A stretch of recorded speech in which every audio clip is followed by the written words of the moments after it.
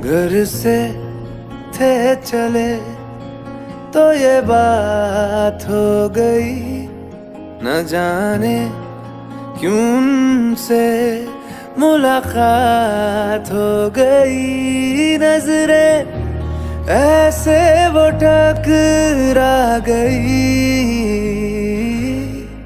कि हमें आशिकी आ गई।